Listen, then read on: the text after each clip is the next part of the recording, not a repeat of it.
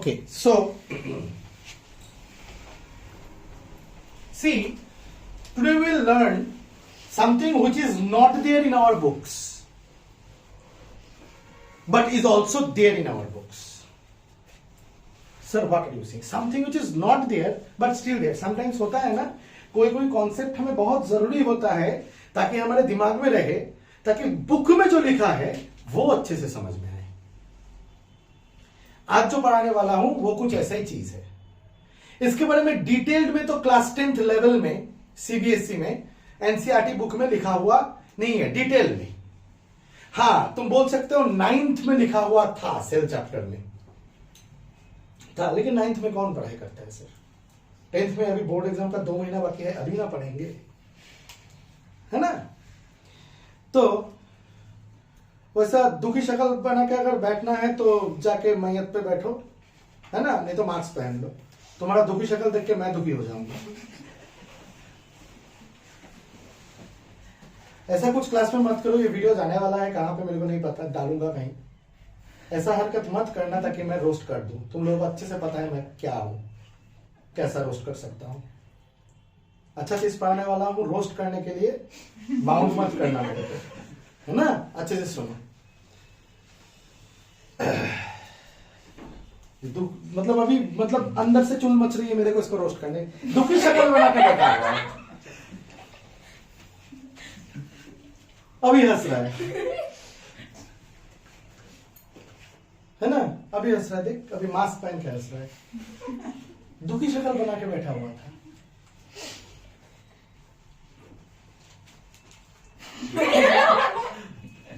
Sir আমার না girlfriend নাই, আমার পড়ায় মন বসে না. कैसा लग रहा था? बन जाएगा गर्लफ्रेंड. जैसे देख, टुडे वी विल लर्न. देख तुम लोगों का एक चैप्टर है रिप्रोडक्शन, एक चैप्टर है हेरिडिटी एंड एवोल्यूशन, जिसमें से एवोल्यूशन गया अभी सीबीएसई से, हेरिडिटी और रिप्रोडक्शन, ये 2 चैप्टर्स पढ़ने हैं, राइट ना?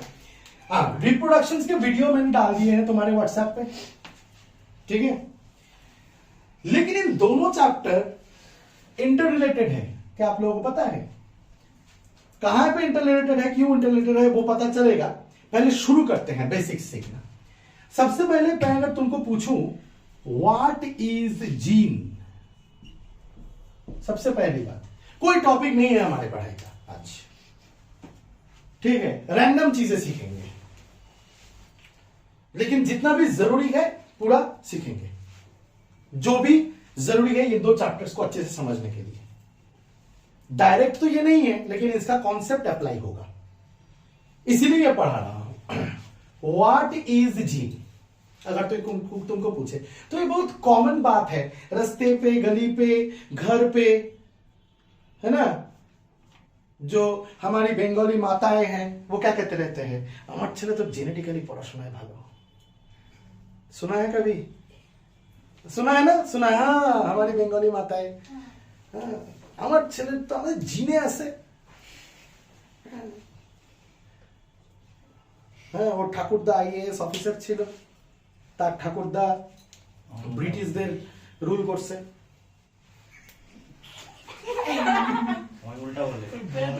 মানে জানতোস করতে বলে. ইভেন তো আমি এরকমও শুনছি,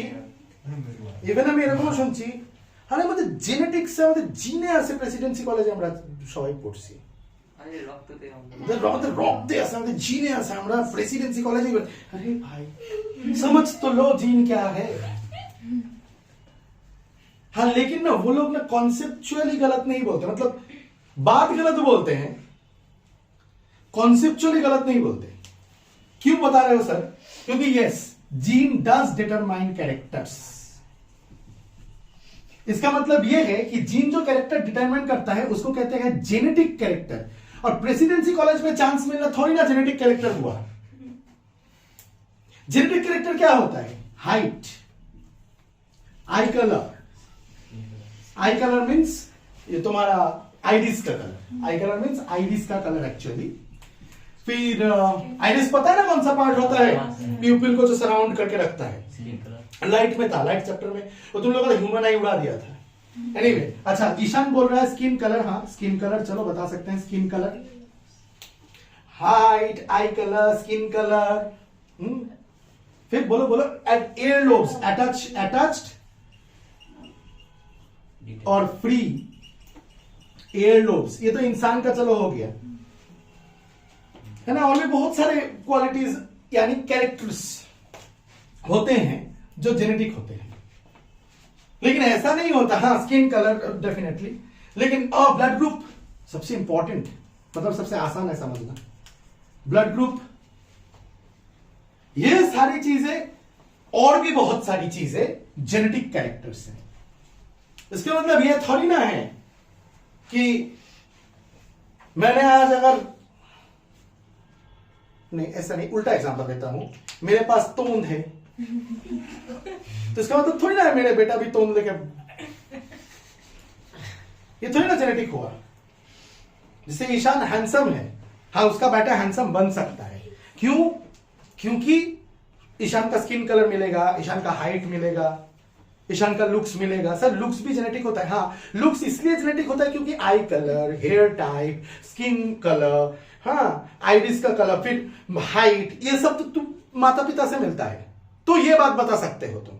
लेकिन हाँ कंप्लीटली ये मत बताना कि ईशान डम्ब है यानी ईशान का बेटा भी डम्ब बनेगा, बन ही सकता है ना, मतलब इंटेलिजेंट बनेगा, बन सकता है इंटेलिजेंट, है ना। ईशान जैसे पान बेचेगा बड़ा थोड़ी ना ऐसा है कि ईशान का बेटा, ये थोड़ी ना जेनेटिक कैरेक्टर हुआ कि प्रेसिडेंसी कॉलेज में मेरे को चांस मिला और मेरे बेटे को भी चांस मिलेगा, बंगाली माता है जैसे कहती है।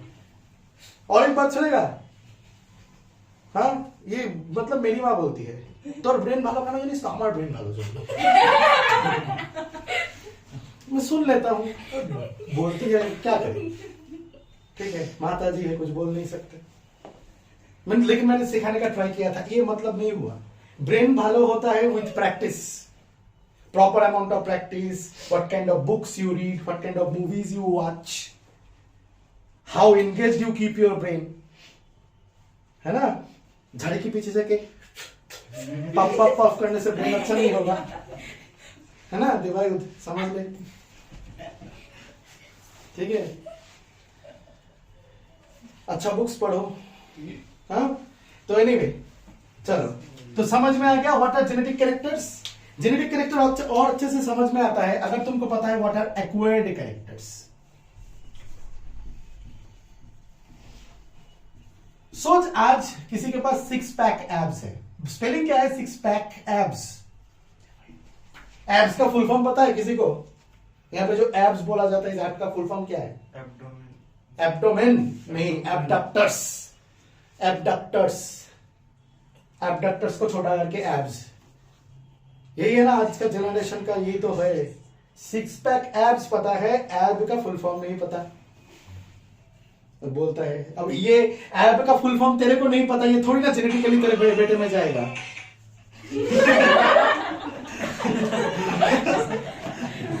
उनको साइलेंट कर लिया कर, पढ़ने बैठा है।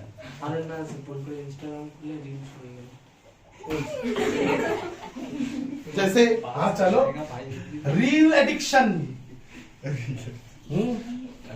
अब थोड़ी ना ऐसा है कि तेरे को रील एडिक्शन है तो तेरे बेटे को भी होगा। सो दीज आर, ये चलो फुद्दू सा एग्जांपल है, सिक्स पैक एब्स, ठीक है, ये हुआ तुम्हारा एक्वायर्ड कैरेक्टर। ये थोड़ी तुम पास कर सकोगे जेनेटिकली, ये थोड़ी तुम्हारा जीन से डिटरमाइन हुआ है, जीन से डिटरमाइन नहीं हुआ है ये सिक्स पैक एब्स, तुमने अडॉप्ट किया है इसको। आज तुम पढ़ाई में अच्छे हो, you score 95%. That doesn't mean that your son will also be able to score 95%. This is not genetic character. You have acquired it. This is a result.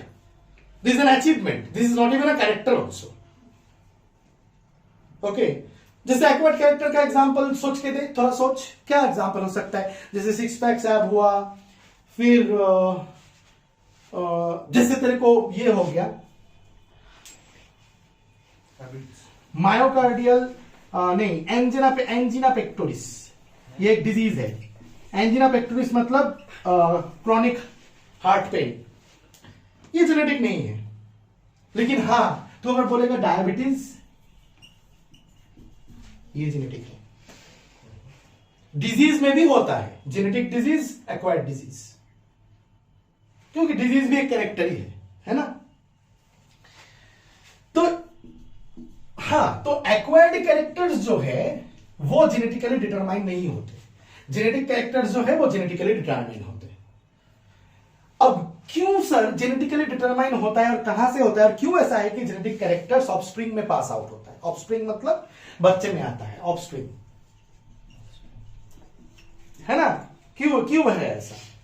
Reason ये है कि सोच, ये मैं ड्राइंग में बहुत अच्छा हूं, माइंड मत करियो मेरे को। सोच ये है हमारा साक्षी,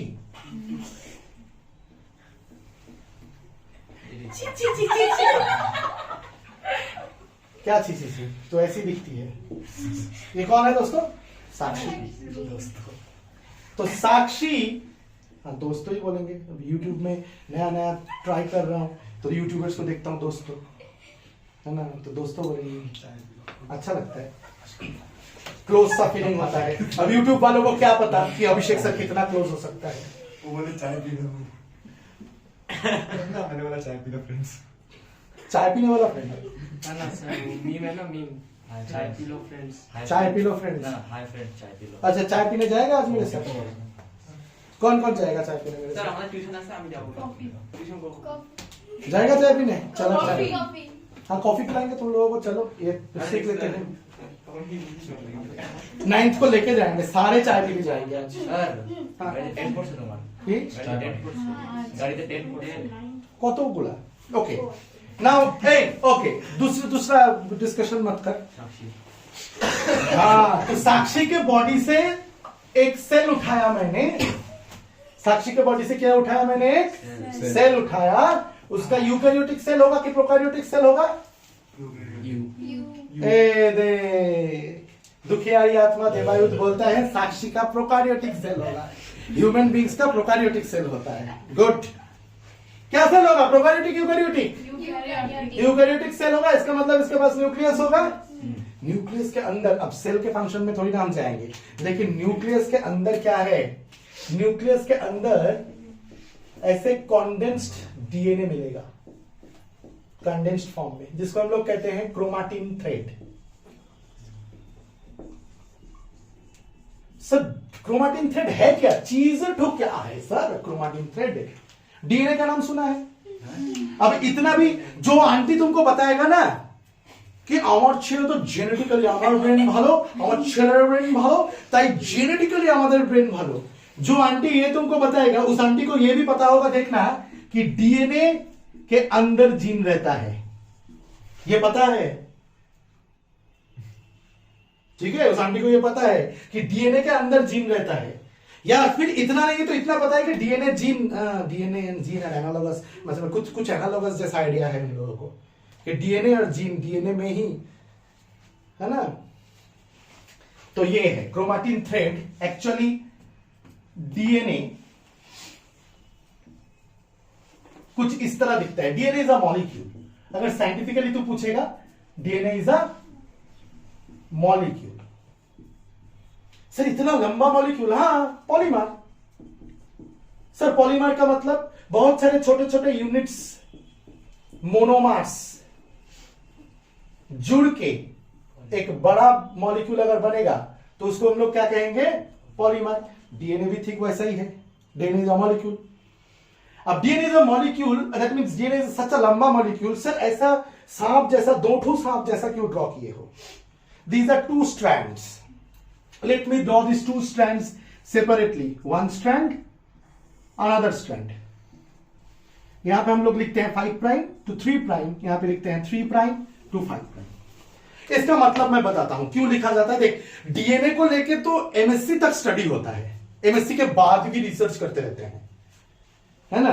तो सारा कुछ तो थोड़ी ना तो क्लास 10th में सीख पाएगा, लेकिन हाँ जितना बताना है मैं बता दूंगा। लेकिन उसके अंदर भी और भी तेरे को अगर इंटरेस्ट होगा तो क्लास के बाद पूछ सकते हैं तो लोग मुझे, जो लोग ये वीडियो देखेंगे अगर पसंद आएगा तो कमेंट बॉक्स में पूछ सकते हो, तो मैं उनको बता दूंगा कितना बात करना चाहते हो डीएनए को लेके, पूरा बात करेंगे जितना भी, किसी भी लेवल में आके मजा आता है मेरे को। एनीवे, तो यानी डीएनए को लेके बात करना मेरे को मजा आता है। ये जेनेटिक कैरेक्टर है, मेरे बेटे को भी मजा आता होगा। जेनेटिक कैरेक्टर नहीं है ना ये, इतना तो समझ में आया ना। अच्छा, अब चलो यहां पे फोकस करते हैं। तो डीएनए इज अ मॉलिक्यूल। अब ये जो दो स्ट्रैंड्स है, ये दोनों के साथ क्या करके है, क्या बोलेंगे इसको, जुड़ के है। ओके फाइन, अच्छा टर्म बताया है, बाइंड, अटैच्ड। तो अटैच्ड होने से तो ऐसे भी अटैच्ड हो सकता था ना भाई, स्ट्रेट। तो ऐसा क्यों हुआ है, या फिर इस स्ट्रक्चर को क्यों हुआ है, वो थोड़ा हायर लेवल का डिस्कशन हो गया। लेकिन ऐसा क्यों है, आई मीन सॉरी, इसको क्या कहते हैं, ऐसा क्यों है, वो हायर लेवल का डिस्कशन हो गया। इसको क्या कहते हैं, इसको कहते हैं हेलिकल या फिर हेलिक्स। क्या कहते हैं, हेलिकल या हेलिक्स। डीएनए इज हेलिकल, और क्योंकि दो स्ट्रैंड है इसीलिए डबल हेलिकल। क्योंकि दो स्ट्रैंड है इसीलिए क्या कहेंगे, डबल हेलिकल स्ट्रक्चर, दो helix. And each of this threads forming the helix are known as strands. मतलब DNA has two strands which forms double helical structure by winding with each other. They gets winded up with each other, forming a double helical structure. Sir, Aditya Giri jo bola, are they attached to each other? Yes, of course they are attached to each other. They are attached to each other. Sir, how are they attached to each other? By bonding. By hydrogen bonding. Sir, hydrogen bonding, ये क्या चीज है? ये एक तरह का weak intermolecular force होता है। आ रहा है बात समझ में? एक तरीके का वीक इंटरमोलिकुलर फोर्स होता है जो क्रिएट होता है इस स्ट्रैंड और स्ट्रैंड के बीच में, और दोनों जुड़ जाते हैं। Is this clear to you? Am I being able to make my self clear? Are you sure up to this much you understood? This no problem, no issue? Now the fact is this that okay fine sir, we understood. अब आप बोले हैं कि DNA is a polymer, इतना तो बता दो किस चीज का पॉलीमर? वो गमछा दे तो मिटाने के लिए, ये चॉकलोबुस की ट्यूशन है, यहां से गमछा से मिटाया जाता है। हमारे पास क्या नहीं है, डस्टर नहीं है ना, है वो काम नहीं, मतलब उल्टा काम करता है, वो गंदा कर देता है। छोड़, गमछा से मिटाते हैं, क्या है मिटाने से मतलब है, समझने से मतलब है, समझ आ रहा है ना? गुड। अच्छा, DNA is a polymer of what? DNA is a polymer of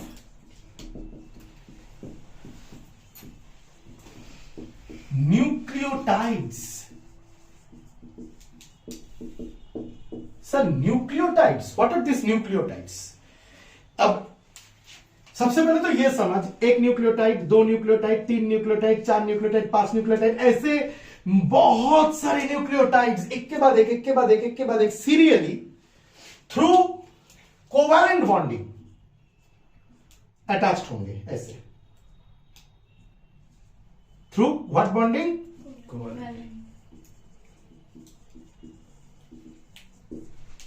through covalent bonding ऐसे अटैच्ड हो जाएंगे। अगर स्पेसिफिकली नाम जानना है तो इनको हम लोग कहते हैं फॉस्फोडाएस्टर बॉन्ड्स।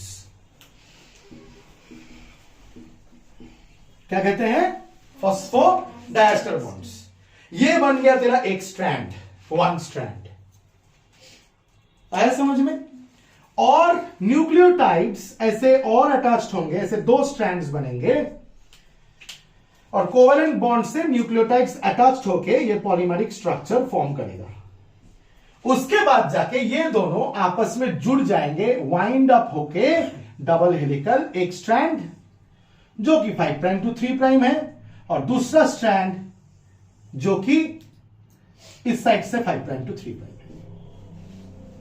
इसकी वजह से एंटी पैरेलल भी कहा जाता है, लेकिन वो उसमें बाद में आते हैं एंटी पैरेलल के कॉन्सेप्ट में। So sorry, so DNA is a polymer of nucleotides. अब समझते हैं कि ये एक न्यूक्लियोटाइड है क्या, वस्तु क्या है। न्यूक्लियोटाइड्स में 3 चीज रहता है। सर कौन सी 3 चीज रहता है? न्यूक्लियोटाइड्स में रहता है सर डीएनए का स्ट्रक्चर तो कॉम्प्लेक्स से कॉम्प्लेक्स बनता जा रहा है, लेकिन मैं थोड़ी ना कॉम्प्लेक्स बना रहा हूं, मैं तो सिंपल कर रहा हूं। देख यहां पे कैसे है, एस क्रोमाटिन थ्रेड। उस क्रोमाटिन थ्रेड को मैं सिंपली समझा रहा हूं पहले, है ना। और डीएनए के अंदर स्ट्रैंड है, उसको और सिंप्लीफाई कर दिया, स्ट्रैंड को भी और सिंप्लीफाई कर दिया। अब एक न्यूक्लियोटाइड को सिंप्लीफाई कर रहा हूं, मैं तो सिंपल बना रहा हूं ना तुम लोगों के लिए। तो कॉम्प्लेक्स हो रहा है मत सोचो, है ना। तो ये जो 3 न्यूक्लियोटाइड है, ये 3 पार्ट्स है न्यूक्लियोटाइड का।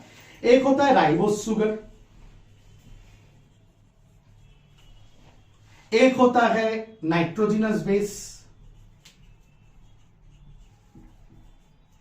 और एक होता है फॉस्फेट ग्रुप।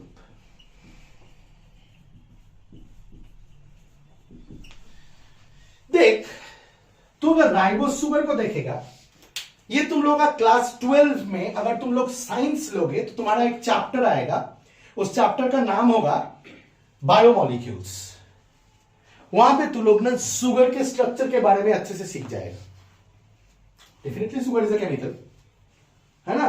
जैसे C6H12O6 glucose is also sugar, carbohydrate. In the same way ribose is also sugar. कभी भी कहीं भी अगर नाम के पीछे ओज मिला ना, क्या मिला, सोच लेना वो कार्बोहाइड्रेट है। अब कार्बोहाइड्रेट की भी क्लासेस होते हैं, बहुत कुछ होते हैं, कार्बोहाइड्रेट के लेके बाद में बात करेंगे। लेकिन इतना तो मैं सबको सिखाता हूं क्लास 9th के बिगिनिंग में। Human body is made up of cells and cells are made up of 4 basic types of biomolecules: carbohydrates, proteins, lipids and DNA and RNA। सिखाया था ना, वही कार्बोहाइड्रेट है। ये कार्बोहाइड्रेट कॉम्प्लेक्स हो सकता है, सिंपल हो सकता है, सिंगल यूनिट हो सकता है, मल्टीपल यूनिट हो सकता है। कार्बोहाइड्रेट चैप्टर थोड़ी ना है ये, है ना। तो राइबोस शुगर का अगर तू स्ट्रक्चर देखेगा तो राइबोस शुगर का स्ट्रक्चर कुछ ऐसा है। राइबोस शुगर का अगर तू स्ट्रक्चर देखेगा, राइबोस शुगर का स्ट्रक्चर कुछ ऐसा है। ओए आजा, चुपचाप से बैठ। जो वीडियो चल रहा है, वीडियो में मुंह दिखा दे। छोटू, ये है छोटू। छोटू कौन से क्लास में है तू? ये 10th में आने वाला है, बिलीव ही नहीं करोगे। अलग ही झोल है दुनिया पे। बैठ जा। लेकिन अच्छा लड़का है, इसके साइज पे मत जाना, ये हैंड पंप है ना, खा जाएगा तुम लोगों को अपने इंटेलिजेंस से। बहुत इंटेलिजेंट है। एनीवे, राइबोस शुगर को अगर देखेंगे तो राइबोस शुगर का स्ट्रक्चर कुछ ऐसा है। ऑक्सीजन यहां से खींचो, यहां से खींचो, यहां से ऐसे खींचो, ऐसे खींचो, ऐसे खींचो। ट्रेन आ रहा है, मैं पॉज कर रहा हूं, नहीं तो ये बर्बाद करेगा वीडियो को। रुको। डीएनए का फुल फॉर्म क्या था? डीएनए का फुल फॉर्म था डीऑक्सी राइबो न्यूक्लिक एसिड। आएंगे उसमें। ओके, तो देखो जब तक ट्रेन यहां से गया, ताकि आवाज ट्रेन का ना आए, तो तब तक मैं ये भी ड्रॉ कर लिया। ये है राइबोस शुगर। सर यहां पे क्या है? ये यहां पे कार्बन है, यहां पे हाइड्रोजन है, यहां पे हाइड्रोजन है, यहां पे कार्बन है, यहां पे कार्बन है, यहां पे कार्बन है, यहां पे कार्बन है, और यहां पे एक कार्बन दिख रहा है। तो कितने कार्बन है? 1 2 3 4 5। तो ribose sugar is actually 5 carbon sugar. How much carbon sugar? 5 carbon sugar. चलो अच्छी बात है। अब ये राइबोस शुगर के साथ अटैच रहता है नाइट्रोजिनस बेस। अब सुनो, कितने कार्बन है? 5। इन कार्बन को नंबर कैसे किया जाता है पता है? ये है 1 प्राइम, ये है 2 प्राइम, ये है 3 प्राइम, ये है 4 प्राइम, ये है 5 प्राइम। कितना prime? 1 prime carbon, 2 prime carbon, 3 prime carbon, 4 prime carbon and 5 prime carbon. आया मजा सुन के? अब क्या होता है, 1 प्राइम कार्बन के साथ nitrogenous base is linked with 1 prime carbon. 1 prime carbon के साथ यहां पे नाइट्रोजिनस बेस लगा हुआ होता है। यहां पे OH के जगह पे नाइट्रोजिनस बेस लगा हुआ होता है। सर ये नाइट्रोजिनस बेस है क्या माजरा? है क्या चीज? देख नाइट्रोजनस बेस दो तरीके का हो सकता है, एक हो सकता है प्यूरिन, एक हो सकता है pyrimidine.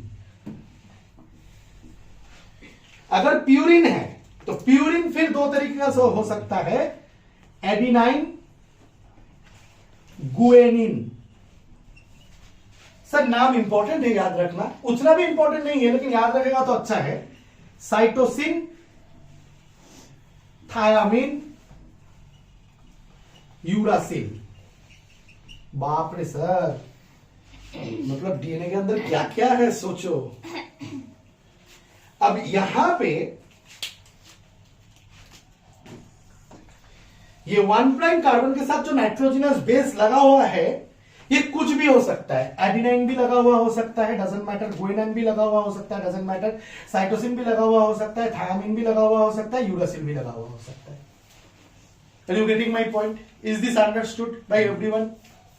Is this clear to you? Sure. तो ये बन गया तुम्हारा राइबोस शुगर। राइबोस शुगर के साथ ये पांचों में से कोई एक नाइट्रोजनस बेस लगा हुआ होगा। लेकिन अगर एडिनाइन और गुएनाइन लगा हुआ होगा तो प्यूरिन क्लास का नाइट्रोजनस बेस लगा हुआ है। अगर साइटोसिन, थायामिन और यूरासिल लगा हुआ है तो पिरिमिडिन क्लास का लगा हुआ है। ये सोच लेगा। और इससे एक चीज बनता है, क्या बनता है मैं बताता हूं, सिंपल स्ट्रक्चर से बताता हूं, उतना ज्यादा डिटेल्स में जाऊंगा तो नहीं। देखो क्या होता है, देखो क्या होता है, बैठ जाओ, थोड़ा जगह दे दो इसको। देखो क्या होता है, अगर तुम्हारा ये राइबोस शुगर है, अगर ये तुम्हारा राइबोस शुगर है, कौन बात कर रहा है, अगर ये तुम्हारा राइबोस शुगर है, ऐसा, ये क्या है तुम्हारा राइबोस शुगर है, और अगर यहां पे एडिनाइन लगा हुआ है। सर एडिनाइन का देख, adenine, guanine, cytosine, thiamine, uracil के स्ट्रक्चर में भी मैं जा सकता हूं चाहूं तो, लेकिन मेरे को जाना नहीं है, खामखा चीजें कॉम्प्लेक्स बनेंगी। इतना बताना चाहता हूं, कॉम्प्लेक्स बनेंगे मतलब ये कॉम्प्लेक्स क्लास 11th के लड़कों के लिए, मतलब 11th में आ जाएगा तो ही इन लोगों का स्ट्रक्चर सीखना पड़ेगा। मतलब सीखते नहीं है जनरली, लेकिन मैं सिखा देता हूं, वो अलग बात है। लेकिन अगर तू ग्रेजुएशन में या मेडिकल में जाएगा तो फिर तो स्ट्रक्चर सीखना ही पड़ेगा। इसलिए तो मैं बोलता हूं कि क्लास 10th के केमिस्ट्री में अच्छा होना पड़ेगा। सर इसका स्ट्रक्चर मैंने तुम लोगों को क्यों देखा है, क्योंकि तुम लोगों ने ऑलरेडी कार्बोनाइलिस कंपाउंड्स किया है, पढ़ा है, तो ये समझना कोई बड़ी बात नहीं है। हाँ, स्ट्रक्चर थोड़ा सा साइक्लिक स्ट्रक्चर जैसा है, साइक्लिक स्ट्रक्चर ही कहते हैं इसको, ठीक है। एनीवे, तो अब यहां पे अगर एडिनाइन लगा हो, इतना याद रख कि एडिनाइन और गुएनाइन डबल रिंग स्ट्रक्चर है, ऐसा ऐसा डबल रिंग, बोथ एडिनाइन और गुएनाइन, दोनों में अंतर भी यहां पे जो एटम्स लगे हुए हैं, कहीं कहीं पे सर नाइट्रोजनस बेस क्यों कह रहे हो, क्योंकि नाइट्रोजन लगा हुआ है ना बेटा, क्या लगा हुआ है, नाइट्रोजन, सब जगह नहीं, सॉरी ज्यादा ड्रॉ कर दिया, नाइट्रोजन लगा हुआ है, कार्बन कार्बन है, नाइट्रोजन भी लगा हुआ है। और इन लोगों का बेसिक मतलब एसिड बेस सीखा था ना, एसिड बेस ये सब सीखा था ना, तो इन लोगों का बेसिक नेचर होता है, इसीलिए। Are you getting my point? इसलिए नाइट्रोजन कंटेनिंग बेस। तो ये हो गया तुम्हारा किसका स्ट्रक्चर, किसका स्ट्रक्चर हो गया, ये प्यूरिन का। एडेनाइन गुएनाइन दोनों का डबल रिंग स्ट्रक्चर है, और साइटोसिन, थायामिन और यूरासिल का सिंगल रिंग स्ट्रक्चर होता है, सिंगल, एक रिंग, वन रिंग होता है। Got my point? तो ये हो गया तुम्हारा प्यूरिन, ये हो गया तुम्हारा pyrimidine, double ring single ring structure. आया समझ में बात? Is this clear to you? आ गया? अब ये है तुम्हारा ribose sugar attach to the nitrogenous base, इसको हम लोग कहते हैं न्यूक्लियोसाइड। लेकिन इसको किसके साथ लगा हुआ है, 1' कार्बन के साथ नाइट्रोजनस बेस लगा हुआ है, और इसके साथ अगर 5' कार्बन के साथ यहां पे अगर एक फॉस्फेट लगा हुआ रहेगा, फॉस्फेट PO4-3, इसका कोवेलेंट स्ट्रक्चर है, जैसे वो लगता है, उसके भी स्ट्रक्चर के डिटेल्स में मैं नहीं जा रहा हूं। ठीक है, जरूरत नहीं है मैं ड्रॉ करके क्या बताऊं यहाँ पे, क्या हम अपना दिमाग दिखाऊं क्या, अरे मेरे को पोतो वो पोतो क्या बहुत पता है, दिखा के क्या करो, तुम लोगों को चाहिए नहीं है ना। तो PO4 -3 यहां पे लगा हुआ है। Is this clear to you? अब क्या है कि यहां पे OH है 2 प्राइम कार्बन में, 3 प्राइम कार्बन में भी OH है। अगर ऐसा है तो इसको हम लोग कहते हैं कंप्लीट न्यूक्लियोटाइड। इसीलिए मैं बोला कंप्लीट न्यूक्लियोटाइड में ribose sugar, nitrogenous base, phosphate group 3 चीज रहता है।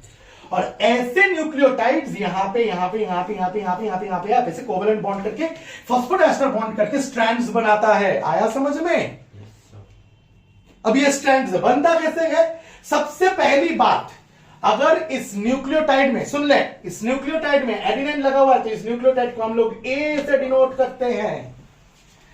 अगर एडिनाइन की जगह न्यूक्लियोटाइड में गुएनिन लगा हुआ होगा तो G से डिनोट करेंगे। अगर साइटोसिन लगा हुआ होगा तो C से डिनोट करेंगे। अगर थायमिन लगा हुआ होगा तो T से डिनोट करेंगे। और अगर यूरासिल लगा हुआ होगा तो U से डिनोट करेंगे। आया समझ में बात? Is this clear to you? अब एक छोटी सी चीज बताता हूं, सुन ले। क्या होता है कि यहां पे एक न्यूक्लियोटाइड है, सोच, ठीक है। उस न्यूक्लियोटाइड का जो 5 प्राइम फॉस्फेट है, सर 5 प्राइम फॉस्फेट क्यों कह रहे हो? क्योंकि 5 प्राइम कार्बन के साथ ये 4 प्राइम है और 5 प्राइम कार्बन के साथ ही फॉस्फेट लगा हुआ है। ये 5 प्राइम का फॉस्फेट यहां पे फ्री है और जो 3 प्राइम OH है वो नीचे की तरफ फ्री है। Are you getting my point? तो यहां पे 2 प्राइम में भी OH है, छोड़ दे, और यहां पे सोच A लगा हुआ है, एडिनाइन लगा हुआ है, यानी ये पूरा एडिनाइन है, एडिनाइन न्यूक्लियोटाइड, एडिनोसाइन न्यूक्लियोटाइड है, ठीक है। अब क्या होता है, उसके नीचे और एक न्यूक्लियोटाइड जो रहता है, उसका जो 5 प्राइम फॉस्फेट होता है ना, PO4 -3, ये इस OH के साथ कोवेलेंट बॉन्डिंग कर लेता है। इसके बीच में जो बॉन्डिंग है ना, ये एक्चुअली क्या हो रहा है, दोनों के बीच में 3 प्राइम और 5 प्राइम के बीच में बॉन्डिंग हो रहा है। और तू खुद दिमाग लगा के सोच, तो ये बॉन्डिंग अगर रिपीट होता जाए, कितना भी रिपीट हो, कितना भी न्यूक्लियोटाइड रिपीट हो, तेरे को नहीं लगता कि ऊपर में जो 5 प्राइम है वो हमेशा फ्री रहेगा और इसी न्यूक्लियोटाइड के 3 प्राइम के साथ नीचे वाले के 5 प्राइम के फॉस्फेट के साथ अगर बॉन्डिंग हुआ और ऐसा चलता रहा, चल सोच ले 30,000 न्यूक्लियोटाइड से, तो मैं 3 से भी रिप्रेजेंट कर सकता हूं, 3 न्यूक्लियोटाइड से, यहां पे और एक है, सोच। तो इसका जो 3 प्राइम OH है और इसका जो 5 प्राइम फॉस्फेट है, ये लोग बॉन्डिंग करेंगे तो इसका 3 प्राइम OH फ्री रहेगा कि नहीं रहेगा लास्ट न्यूक्लियोटाइड का? 3 की जगह 30,000, 3 लाख जो भी रहे, लास्ट का OH फ्री रहेगा कि नहीं रहेगा? यही तो रीजन है कि स्ट्रैंड को 5 प्राइम टू 3 प्राइम कहा जाता है। बताया था ना मैंने। और जो ऑपोजिट स्ट्रैंड होता है ना, ठीक है, उसको कहा जाता है नीचे से 5 प्राइम 3 प्राइम टू 5 प्राइम। मतलब सर इसमें बॉन्डिंग ऐसे हुआ है, इसमें बॉन्डिंग ऐसे हुआ है कि ऊपर वाले का 3 प्राइम मतलब घुमा के हुआ है बॉन्डिंग, मतलब ये स्ट्रक्चर उल्टा है, यहां पे उल्टा ऐसे है ना, क्योंकि ऊपर का 3 प्राइम OH वैकेंट है और नीचे फॉस्फेट के साथ बॉन्डिंग करते करते करते करते गया, लेकिन लास्ट का फॉस्फेट फ्री है। Is this clear to you? यानी पूरा meaning of 3 prime is 3 prime OH, पूरा meaning of 5 prime is 5 prime phosphate, 3 prime OH 5 prime phosphate, और ऐसे करके बॉन्डिंग होते गया। लेकिन ये उतना इंपॉर्टेंट नहीं है। इसके लिए हम कहते हैं the 2 strands are antiparallel. क्या कहते हैं? हंस लो, हंसना चाहते हो, पैरेलल। एंटी पैरेलल तो नहीं बोल रहा हूं ना, एंटी पैरेलल बोला, अमेरिकन इंग्लिश है ना, एंटी पैरेलल तो नहीं बोल रहा हूं।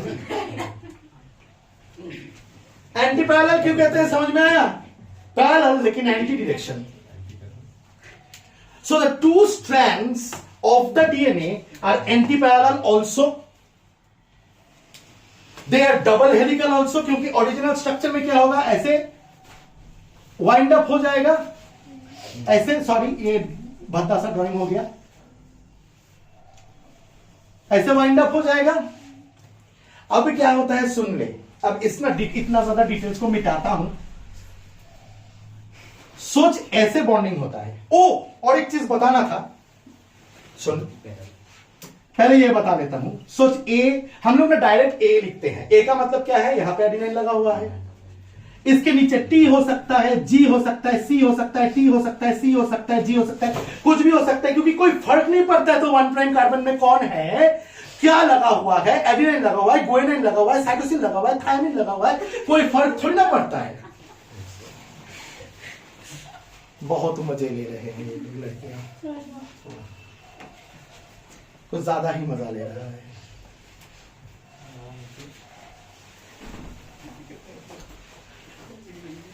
फर्क मेरे को सच बता, फर्क पड़ता है? यहां पे एडेनिन है, गुआनिन है, साइटोसिन है, थायमिन है, ये न्यूक्लियोटाइड क्या है, उससे फर्क पड़ता है कि बॉन्डिंग होगा कि नहीं होगा, स्ट्रैंड फॉर्मेशन होगा कि नहीं होगा, उससे फर्क पड़ता है?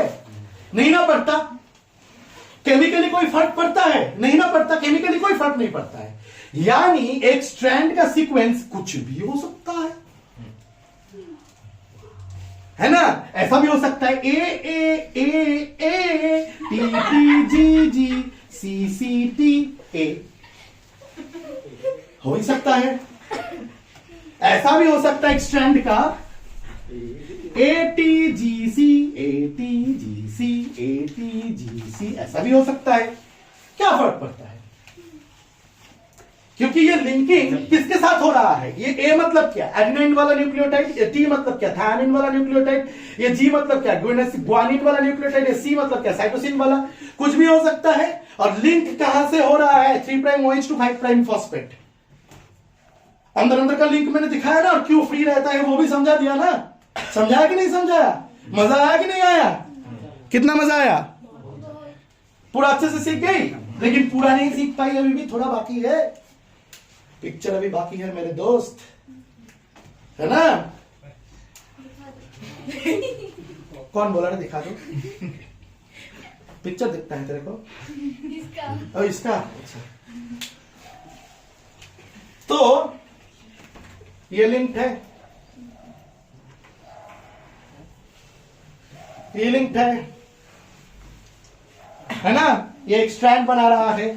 सबसे पहली बात, अब सर दूसरा स्ट्रैंड भी तो बनेगा, क्योंकि 2 स्ट्रैंड है, डबल हेलिकल है, एंटी पैरेलल है, बहुत कुछ सिखाया वो, दूसरा स्ट्रैंड भी बनाओ। लेकिन मजे का बात क्या है पता है? सबसे पहली बात, दोनों स्ट्रैंड्स के बीच में क्या क्या रिलेशनशिप सीखा? दोनों स्ट्रैंड्स वाइंड करते हैं अपने आप में, इसके वजह से डबल हेलिकल स्ट्रक्चर बनता है। यस और नो? सीखा कि नहीं सीखा? दोनों स्ट्रैंड अटैच्ड होते हैं, गिरी ने हम लोगों को बताया, उसके बारे में तो सीखेंगे, अभी सीखेंगे। अच्छा, दोनों स्ट्रैंड एंटी पैरेलल होते हैं, ये भी सीखा। यस और नो? ये भी सीखा।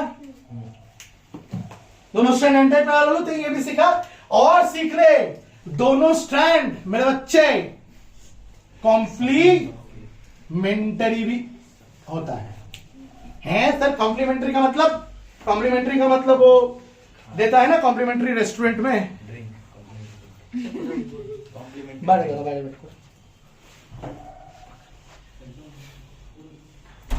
कॉम्प्लीमेंट्री फूड देता है ना फ्री का, वो चीज है क्या? नहीं। कॉम्प्लीमेंट्री का मतलब क्या है मैं तेरे को बताता हूं। एक रूल याद रख। क्या याद रख? और रूल का नाम है, नाम छोड़, नाम से क्या आता जाता है बे? हमेशा याद रखो, A will be double bonded to T and G will be triple bonded to C। और ये बॉन्डिंग ना A डबल बॉन्डेड, जैसे कि स्ट्रैंड में क्या सीक्वेंस बन रहा है, इसका यहां पे क्या है उससे कोई मतलब नहीं है। Yes, you understood this much?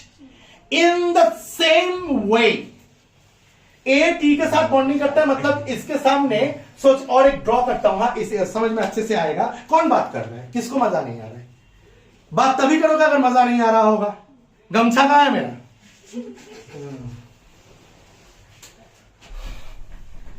एक मजेदार चीज यहीं पे ड्रॉ करता हूं, सोच के और एक न्यूक्लियोटाइड ड्रॉ कर देता हूं।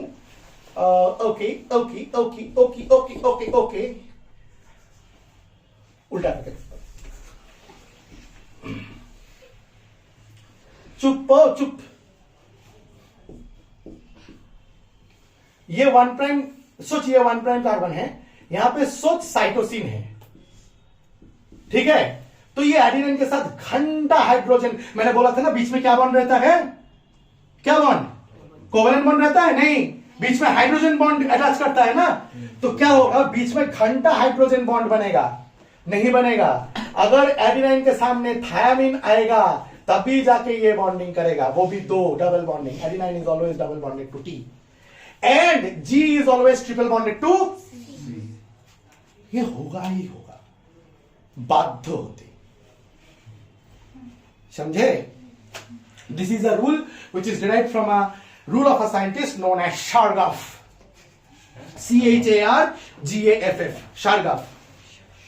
ठीक है, शार्गाफ्स रूल से। ये शार्गाफ्स रूल दूसरा है, वो सोचो। अब शार्गाफ्स रूल का स्टेटमेंट बता के तुम लोगों को बोर नहीं करना चाहता मैं, लेकिन हाँ, A is double bonded to T, G is triple bonded to C always. इसका मतलब यह हुआ सर, अगर एक स्ट्रैंड में A है तो उसके सामने T रहेगा ही रहेगा, T है तो A रहेगा ही रहेगा, G है तो C रहेगा, C है तो ट्रिपल बॉन्ड करके G रहेगा, A है तो डबल बॉन्ड करके T रहेगा। Do you agree with me? Do you agree with me? This is what is known as complementarity of the two strands. यानी T है तो C रहेगा, G है तो T है तो A रहेगा, C है तो G रहेगा, A है तो T रहेगा, T है तो A रहेगा, G है तो C रहेगा, C है तो G रहेगा, and that, my friend, forms your DNA. This winds up and forms the helical structure. This is the truth of DNA, my friend. Understood the structure of DNA? One small truth I did not reveal, and I will reveal it now. Can I rub this? Give me my gamcha then. Abhiroop बोल रहा हूं। क्या नाम है तुम्हारा? Handsome boy अभिमान। ए, तुम कैसा कैसा लैंग्वेज यूज करते हो? वीडियो में रिकॉर्ड हो रहा है अभी, इससे क्या बोला बे तू? पढ़ाई का तो कोई नाम नहीं है, खाली वैक्स करता रहता है।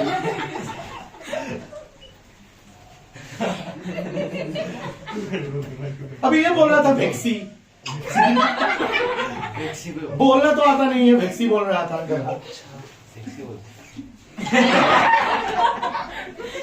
सुनो, अपने जबान को लगाम दो, लगाम दो। हाँ, मैंने उस दिन सिखाया था ना कि यू मे नो गालीज, but where you need to control your गालीज shows your strength of character. You should develop strength of character, that is the main thing. ये डीएनए में नहीं सीखने से भी चलेगा, स्ट्रेंथ ऑफ कैरेक्टर डेवलप करना होता है ना? तुम लोग सोचते हैं अभी ये टपोरी टीचर ज्ञान देने लगा है। अच्छा, इन्हें अब बात कम कर। अभिरूप, क्या नाम है तेरा? ओके, क्या ट्रुथ आपने रिवील नहीं किया सर? मैंने, तुम लोगों को पता होगा कि डीएनए का फुल फॉर्म है deoxy ribo nucleic acid. Deoxy ribo nucleic acid. और डीएनए के जैसा और एक मॉलिक्यूल है आरएनए। आरएनए का फुल फॉर्म है राइबो न्यूक्लिक एसिड। तो एक हुआ तुम्हारा डीऑक्सी राइबो न्यूक्लिक एसिड, एक हुआ तुम्हारा राइबो न्यूक्लिक एसिड। मजा आया सुन के? अब क्या अंतर है पता है? राइबो न्यूक्लिक एसिड कभी कभी सिंगल स्ट्रैंड का बनता है और उसमें कभी भी टी नहीं होता, उसमें हमेशा टी के जगह में क्या होता है? यू। ओ सर, अब पता चला, आपने यूरासिल भी लिखा था, है ना? हाँ, यूरासिल। हाँ जी, जो शर्मिष्ठ तो बहुत इंटेलिजेंट है, पूछती सर ए यूज हुआ, टी यूज हुआ, जी यूज हुआ, सी यूज हुआ, ई तो यूज नहीं, यू तो यूज नहीं हुआ, अब यूज हुआ। यू हमेशा आरएनए में रहता है, डीएनए में नहीं रहता। टी के जगह में हमेशा क्या रहेगा? यू। ये हुआ यू का काम, आरएनए और डीएनए का पहला डिफरेंस। और सबसे मेन डिफरेंस क्या है पता है? In each of the nucleotides of RNA, there is presence of OH in 2' carbon.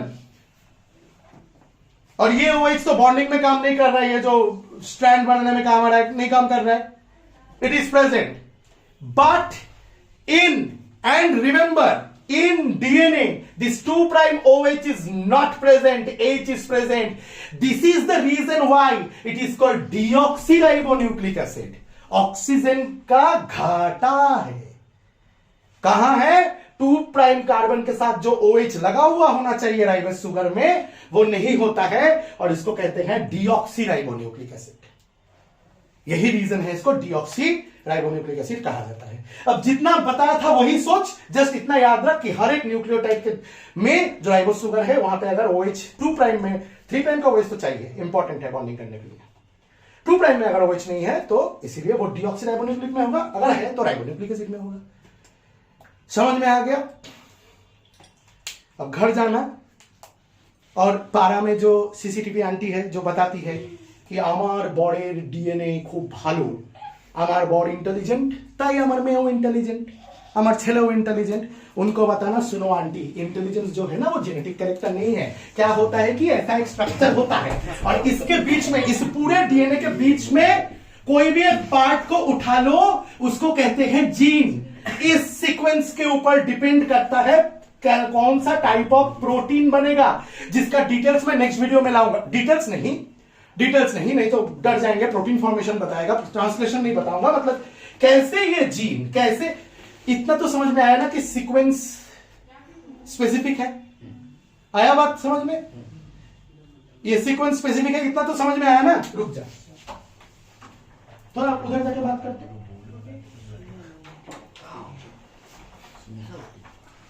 यही सीक्वेंस पूरे एंटायर डीएनए में तुम्हारे पास, पूरे एंटायर डीएनए में डिफरेंट होना चाहिए क्योंकि हम लोग डिफरेंट है ना?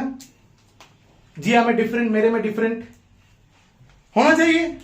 ये जीन्स, ये सीक्वेंस डिफरेंट होगा तो segments of the sequence different होगा, यानी जीन का सीक्वेंस डिफरेंट होगा। बैड न्यूज, पता है हम लोगों का डीएनए, इंसान का डीएनए 99% सिमिलर होता है। देवा 99% सिमिलर और 1% ये सीक्वेंस डिफरेंस की वजह से इतना वैरायटी ऑफ ह्यूमन बीइंग्स, इसको लेके इतना रेसिज्म, तू काला है तू गोरा है, फाइट्स हो गया, कम्युनल वर्ड्स हो गया हिस्ट्री में। अब लग रहा है कितनी बेवकूफी की बातें हुई है। ओनली 1% ऑफ डिफरेंस, इतने सारे सेल्स, एक सेल उठा ले, पता है एक सेल में कितना डीएनए है? तो अगर खोल देगा ना थोड़ा सा भी पार्ट, एक क्रोमोसोम को, नेक्स्ट वीडियो में आऊंगा इस क्रोमोसोम के पार्ट में, एक क्रोमोसोम को खोल देगा ना तो एक टेबल टेनिस का टेबल जो है उसका लेंथ बन जाएगा। इतना लंबा होता है डीएनए। सर इतना लंबा डीएनए सेल में आ कैसे गया? वो भी नेक्स्ट वीडियो में बताएंगे, है ना? और इसका जो आगे का डिस्कशन है वो नेक्स्ट वीडियो में करेंगे। आज मजा आया तो सीसीटीवी आंटी को जाके बताना है, सर आंटी यहां से प्रोटीन्स प्रोड्यूस होता है, जो हमारे यहां से प्रोटीन्स प्रोड्यूस होता है। ज्यादा एक्साइटेड हो गया, जाके आज बताएगा। है कोई सीसीटीवी आंटी इसकी?